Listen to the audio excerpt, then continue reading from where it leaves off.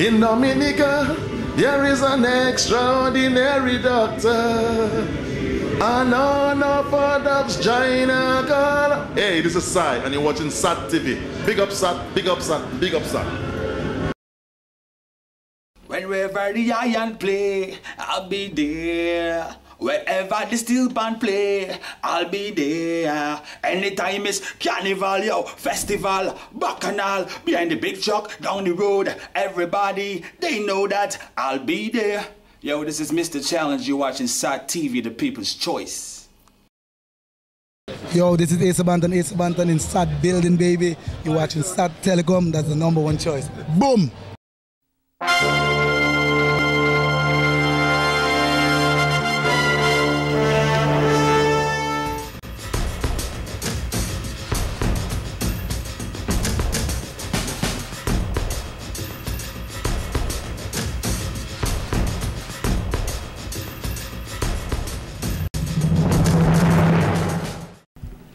Good evening, I am your presenter, Shana Esprit.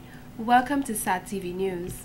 Among the major developments, Solid Waste Management signs deals to purchase new trucks. Grenadians go to the polls. Prosecution says Oscar Pistorius shot River Steenkamp in bathroom. Details of these and other stories after the break. SAT TV. Drink your drink. SAT TV. SAT Telecom. SAT TV. Crossfire the bomb. SAT TV. Dominica, the norm. TV. Yeah, man, SAT TV, Crossfire. The people's choice. That's for real. right.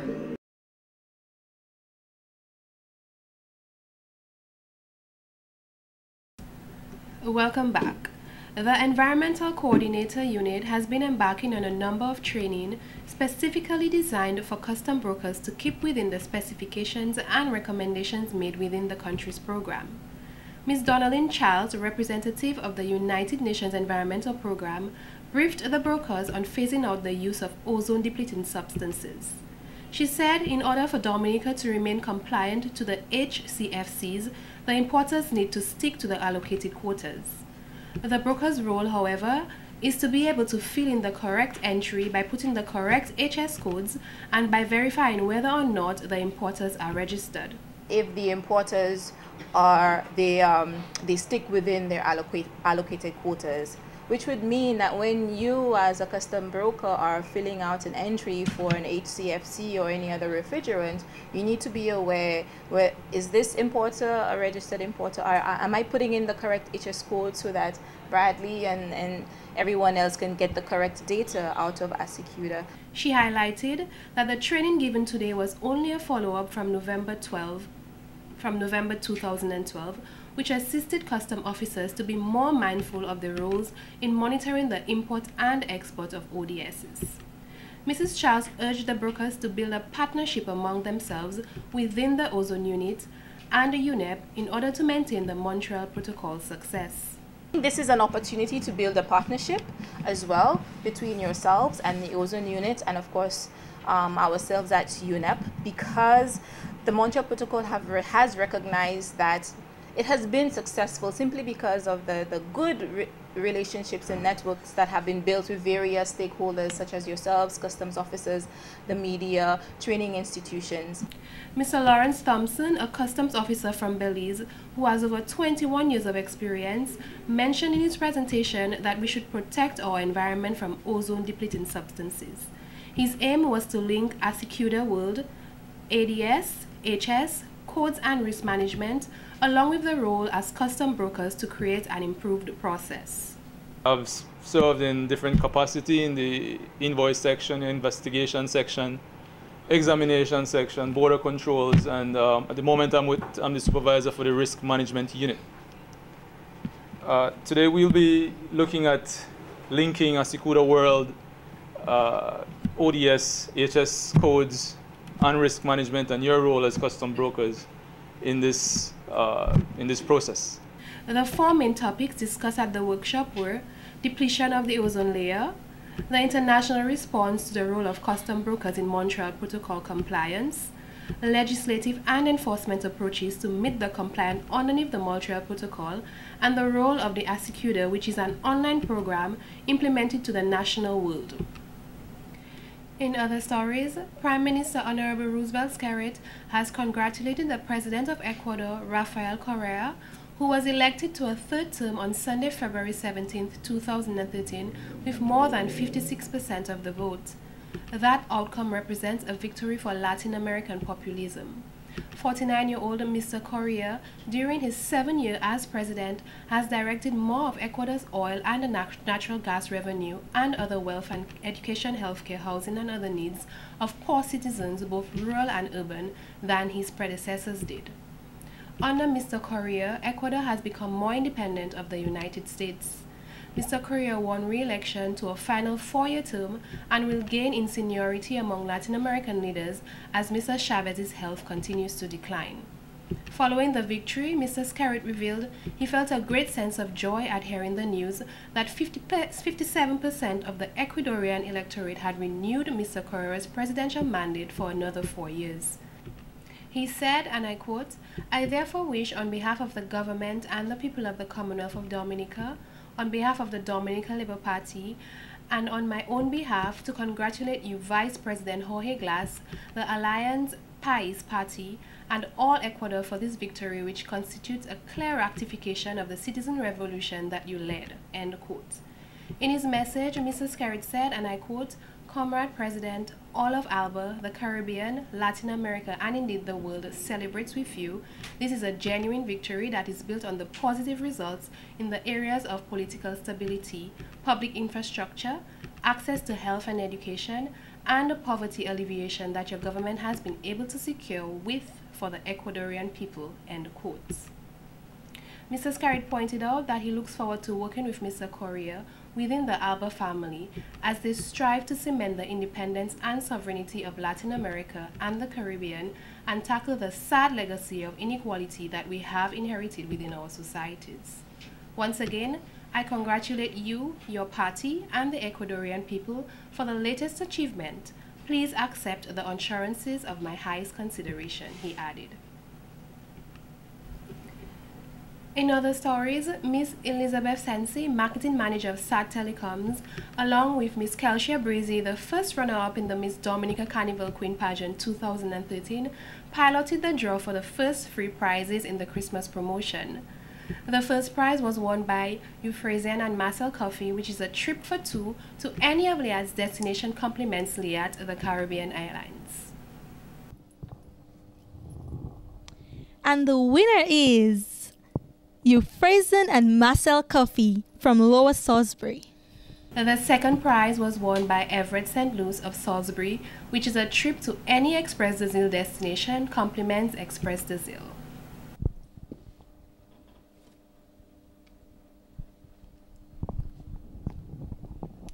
And the winner is Everett St. Louis of Salisbury. The third winner was Stephanie Royer from Benz, who won a night for 2 at the Fortune Hotel.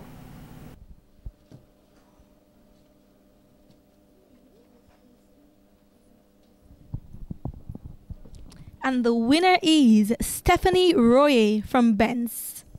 Now I invite Miss Breezy to deep for the grand draw of 32-inch television.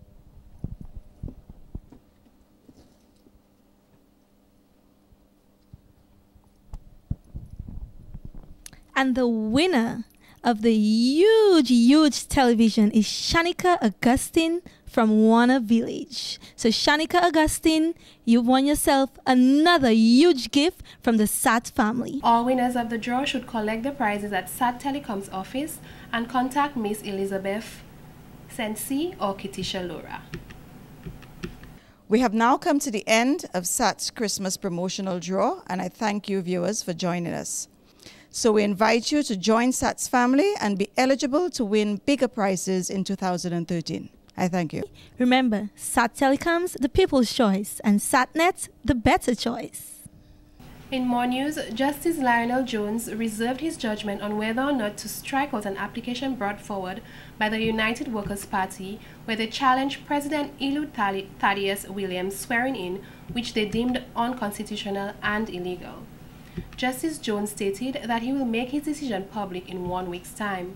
The lawsuit filed by attorney Gildon Richards on behalf of opposition leader Hector John of the 26th of October 2012 involves Prime Minister Roosevelt Skerrit, Speaker of the House of Assembly Alex Boyd Knights, and the Attorney General Levi Peter. The lawsuit states that Prime Minister Skerrit's nomination of President Eliud Thaddeus Williams for election to the office of the President of the Commonwealth of Dominica was unconstitutional, null and void, and challenged the procedure and process of the election. The matter took a new twist as on Monday, February 18, 2013, when lawyers representing the government argued that the lawsuit filed by Mr. John of the UWP should be struck out. Legal counsel for the government, Senior Counsel Alec Lawrence, stated that the High Court cannot intervene in parliamentary matters. He also argued that in effect Section 22(1) of the laws of Dominica states that the Court of Appeal shall have jurisdiction to hear and determine any question whether any person is qualified to be nominated for election or elected as president. Mr. Lawrence also pointed out that once the Speaker of the House issues a certificate, it cannot be challenged. Challenging Mr. Lawrence's argument, Attorney Gildon Richards mentioned the integrity of the certificate that came for questioning and stated that the removal and installation of the new president was done illegally. The matter first came up for hearing in November 2012 before Justice Brian Cottle, who has since recused himself. President Eliud Thaddeus Williams was sworn in as Dominica's 7th president by the House of Assembly on Monday, September 7, 2012. He replaced Dr. Nicholas Liverpool, who resigned from the post reportedly due to ill health. In other recent stories, on Tuesday, February 19th, the Dominica Solid Waste Management Corporation held an official signing ceremony for a procurement of a compactor truck. The project is funded by the Embassy of Japan in Trinidad and Tobago. His Excellency Yoshimasa Tezuka, Ambassador of the Japan to Commonwealth of Dominica, says Dominica and Japan have a good relationship that is beyond financial. He stated that both governments work together extremely well. The government of Japan has been implementing projects involving solid waste management in the Caribbean countries. We conducted comprehensive research with local authorities, and many persons from the region have visited Japan to participate in training courses. A workshop was held to share information between the Caribbean countries and Japan. We are very happy to support the further development of this activity in Dominica, and we hope that everyone is confident that a recycling system can be established even in small island countries. General Manager of DSWMC, Mr. Bristol Lawrence, commended the Japanese Embassy for the approval of the project.